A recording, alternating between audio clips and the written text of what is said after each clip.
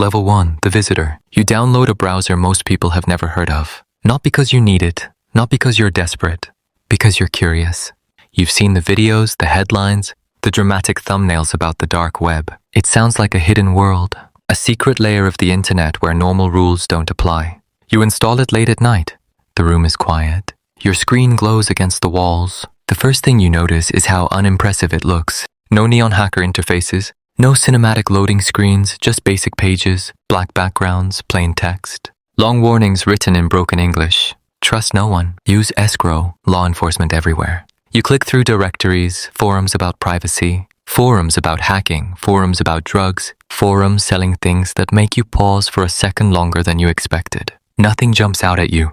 No one welcomes you. No one knows you're there. You are invisible. And that's what makes it interesting. You read threads where people argue about scams. You see vendors accusing buyers, buyers accusing vendors, everyone accusing everyone of being undercover. Every new account is treated like a threat. You don't make money. You don't message anyone. You don't post. You just observe. You learn something quickly. This world doesn't run on chaos. It runs on rules, unwritten ones. Reputation is currency. Paranoia is survival. Anonymity is fragile. You close your laptop. You tell yourself that was enough, just curiosity satisfied. But the next night, you open it again because you want to see what else is there. And this time you create a username. Level 2, the Lurker. You have a username now. It doesn't mean anything. No profile picture, no bio, no history. Just a string of letters and numbers that could belong to anyone or no one. You log in the next night. This time you're not just reading. You're inside. You start small, replying to harmless threads. Asking vague questions, watching how people respond.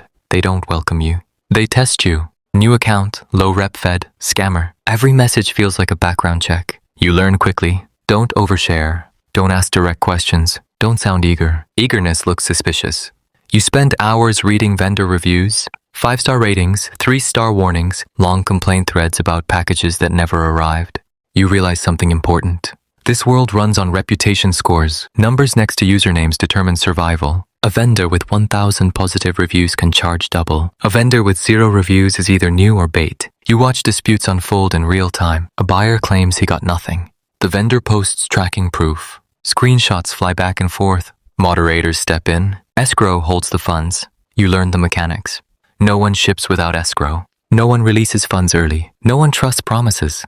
Trust is algorithmic here. Not emotional. You don't make money, not yet. You're still observing. But now you understand the ecosystem. Forums feed markets. Markets feed vendors. Vendors feed moderators. Moderators answer to admins you've never seen. And everyone fears one thing: exposure.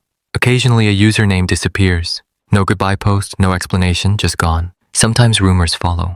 Arrested in Germany. Server seized. Exit scammed. Sometimes nothing follows at all. Silence is common here. Silence is survival. You begin spending more time online than offline.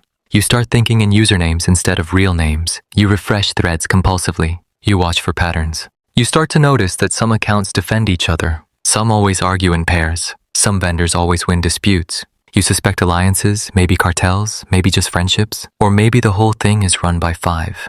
People pretending to be 50. You'll never know. That uncertainty is the point. One night, someone replies to one of your comments. Not accusing, not hostile, just curious. You seem smart. You looking to earn? Your heart rate rises slightly. It's the first direct offer, the first invitation. You don't answer immediately, you wait. In this world, patience is protection. You stare at the message for a long time, and for the first time, you consider moving from observer to participant. Level 3, the middleman. You don't become a criminal overnight. You become useful. You reply to the message carefully, vague, non-committal. The account that contacted you isn't flashy. Mid-level reputation, old join date, few posts, no drama attached. That's a good sign or a very bad one.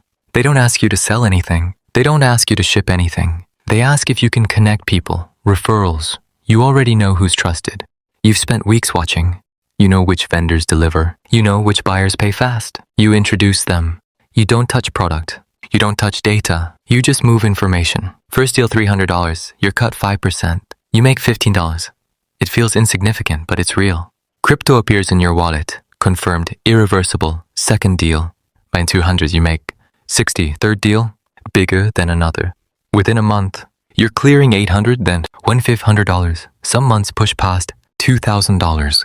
It's not life-changing, but it's addictive. You check your wallet first thing in the morning. You refresh transactions at night. You start thinking in percentages. You begin tracking who pays on time, who causes disputes, who brings repeat buyers. You realize something. You're building a network, and networks have value. But there's pressure now. If a deal fails, both sides message you. If a vendor disappears, you get blamed. If a buyer scams, you're accused of setting it up. Your inbox fills with tension. You learn to stay neutral. You never promise outcomes. You never guarantee trust. You only connect, but the money changes something inside you. This isn't curiosity anymore. It's leverage. You're still anonymous, still invisible, but now you matter. Small vendors greet you politely. Buyers respond faster. Your username begins appearing in threads. Talk to him. He's legit. Your reputation score climbs. Not high, but noticeable. You start receiving more private messages. Some clean, some risky, some offering higher cuts for higher risk connections. You hesitate because you understand something now. The higher the payout, the shorter the lifespan. Still, you don't stop. You optimize. You refine. You only connect high-rated accounts. You avoid volatile buyers. You turn down deals that feel rushed. You tell yourself you're being smart, professional, careful. But one night, after a particularly smooth transaction, you open your wallet and stare at the balance. 4870, all from referrals, all from staying in the middle. You didn't hack anyone. You didn't ship anything illegal. You didn't threaten anyone. You just connected two people who wanted something from each other, and you took your cut. That's when it clicks. The real money isn't at the bottom, it's at the center. And for the first time, you start wondering how big the center can get. Level 4, the verified vendor. You stop being the middle. You become the source, not physical product, not something that requires shipping, something digital, scalable, repeatable. You study what sells. You study what gets vendors banned. You study dispute patterns. You notice something. The vendors who last aren't the loudest. They're the most reliable, so you build slowly. You launch under a new name, fresh account, clean branding, no connection to your middleman profile. You offer something simple at first. Low price, high delivery rate, fast response times. The first week, nothing happens. Then 1 order, then 3, then 10. You over-deliver. You include extra. You respond within minutes. You refund small complaints instantly. You protect your rating like it's oxygen. Because here, reputation is survival. After 3 months, you hit 100 sales, 5 stars, detailed positive reviews. Your monthly revenue crosses $12,000, then $18,000. Some months spike past $30,000. It doesn't feel real. You're making more than you ever did legally, and you never leave your apartment. But now the pressure is constant. Customers expect perfection. Competitors try to undercut you. New vendors copy your listing descriptions word for word. You report some. You ignore others. You stay focused on consistency, but something changes inside you.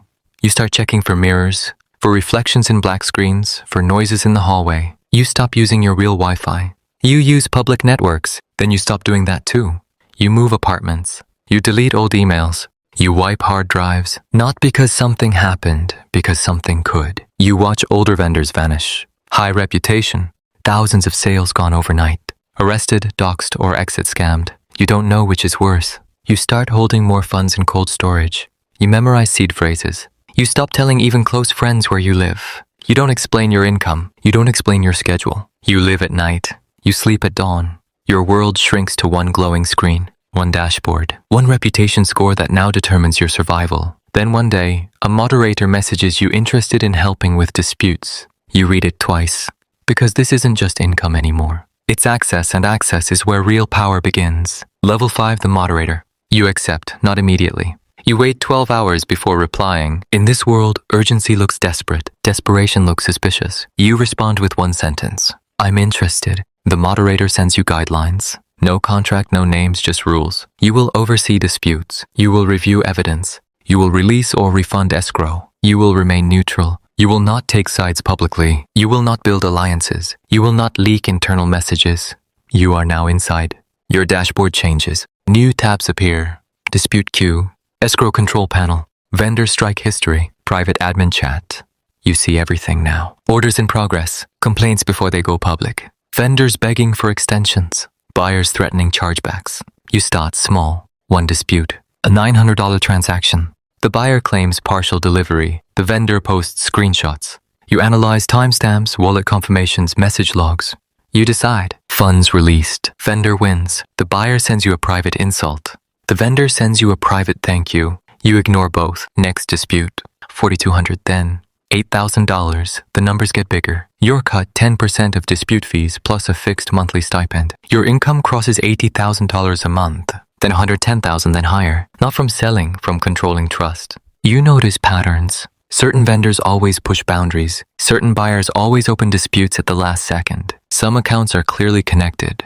Alt accounts defending each other. You flag them quietly. You begin blacklisting wallets, freezing funds, banning accounts. Power shifts your posture. You type slower now, more deliberate, because one wrong release, one unfair decision, and the entire forum turns on you. Moderators get doxxed, admins disappear. You see old chat logs of former mods. Some left voluntarily, some stopped replying mid-con conversation. No explanation, just silence. You realize something uncomfortable. You're not just moderating crime. You're managing egos, greed, desperation, fear. The marketplace isn't chaotic. It's structured, hierarchical, and the admins sit above you watching. They rarely speak, but when they do, everyone listens. One night, during a routine dispute, you see something strange. A flagged IP range, a pattern of purchases from multiple vendors, all connected to a new account. Too clean, too consistent. You bring it up in admin chat. The response is immediate. Monitor only. Do not engage. You don't ask why. You don't need to. Undercover accounts exist. Law enforcement infiltrates slowly, patiently. You start double-checking everything. You stop logging in from predictable hours. You rotate devices. You assume someone is mapping you, tracking your timing, your behavior, your digital fingerprint. But the money keeps coming. 6 figures a month. No taxes, no contracts, no safety net. Just reputation and silence. You're no longer at the edge. You're in the control room. And above you, there's still another layer. The administrators, the ones who own the servers, the ones who control escrow at scale, the ones who decide when a market lives and when it vanishes. You start wondering what that layer looks like and whether it's safer or deadlier. Level 6, the administrator. The owner disappears. No warning, no announcement. One morning, the admin account simply stops responding. Panic spreads in private chats. Moderators argue. Vendors demand clarity. Buyers threaten withdrawals. The market processes $8 million a month. If it goes down, everyone loses. A vote happens quietly. You're chosen, not because you're the oldest, because you're stable, reliable, predictable. Your access changes overnight. Server logs, cold wallets, escrow, master keys, back-end analytics. You see the real numbers now, not revenue, volume, millions flowing daily. Your cut drops to 4%. Smaller percentage, bigger base, over $300,000 a month, sometimes $400,000. You don't celebrate. You secure. You rotate servers. You move hosting across jurisdictions. You enforce stricter vendor vetting, 2-factor authentication mandatory, escrow limits adjusted. You remove vendors who feel reckless. Some protest publicly. You ban them. The market stabilizes, but attacks increase. DDoS attempts, phishing clones, fake seizure notices posted by rivals. You respond fast. You issue statements. Calm, controlled, professional. Behind the scenes, you sleep less. You monitor uptime graphs at 3 a.m. You memorize. Backup procedures. You split escrow funds across layered wallets. Cold storage holds tens of millions now. Not yours, not yet. Just temporarily under your control. That's the dangerous part. Control creates temptation. You study past markets. Silk Road, Alphabay, Hansa, all seized. Admins arrested, some extradited, some disappeared. You don't plan an exit, not yet, but you calculate one quietly.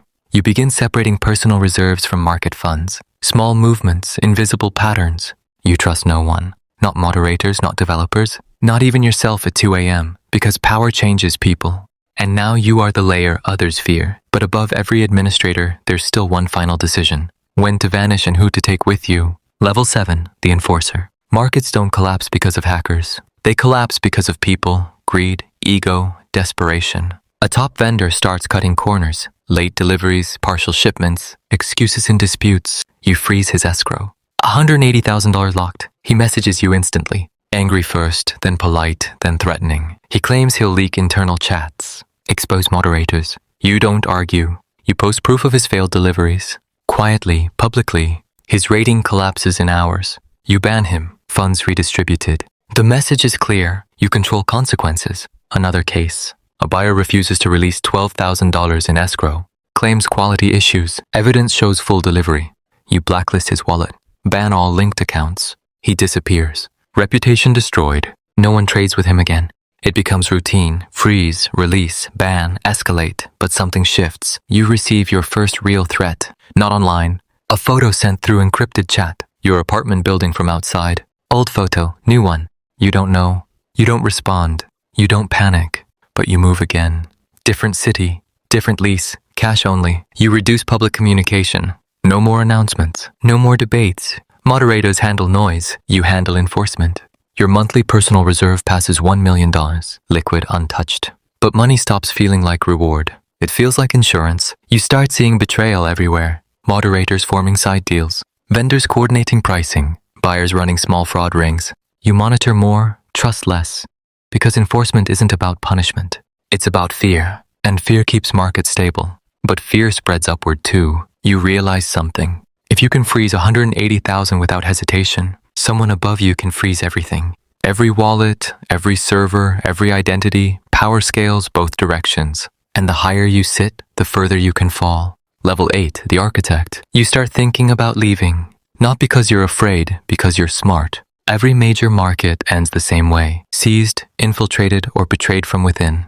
You study the timelines, the warning signs. Increased phishing attempts, sudden moderator arrests. Vendors cashing out early. You begin preparing quietly. No announcement, no sudden moves. You adjust escrow structures. You increase withdrawal limits for liquidity. You introduce temporary maintenance windows. You test how fast users panic.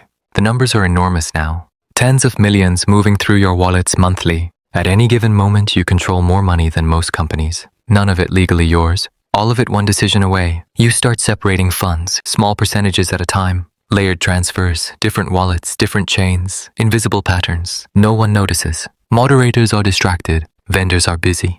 Buyers don't read back-end changes. You tell yourself it's contingency planning just in case, but deep down, you're designing an exit. One night, you run the numbers. If you flip the switch during peak volume, escrow holds $22 million, liquid, untouched. You hesitate because once you do it, there's no coming back. No apology post, no recovery, just silence.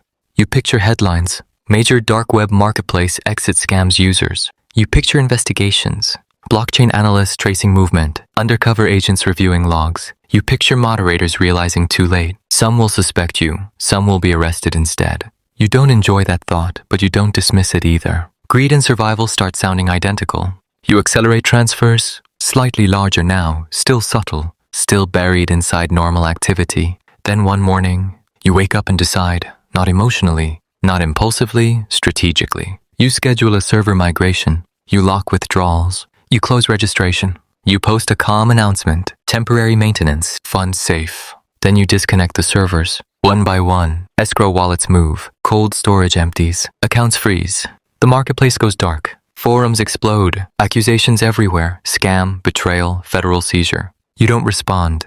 You're already somewhere else. Different apartment, different country, different name. You watch the chaos from a clean device. Wallet balance $19.4 million.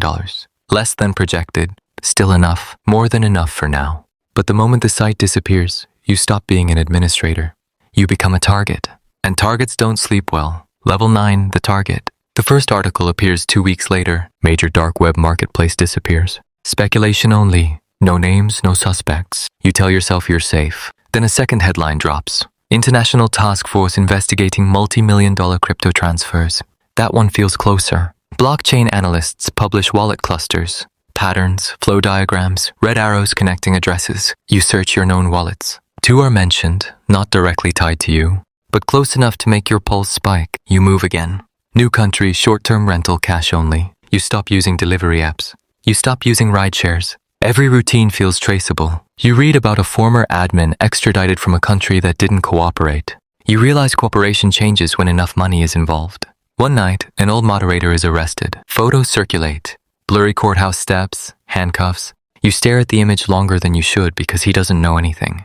Not your real name, not your location, but pressure makes people talk. You assume logs were captured. You assume chat backups exist somewhere. You assume someone is mapping everything backward. You check your reserves. Some exchanges froze accounts tied to certain wallet paths. You lose $2.3 million overnight. No warning, no appeal. You're still wealthy, but now the money feels fragile.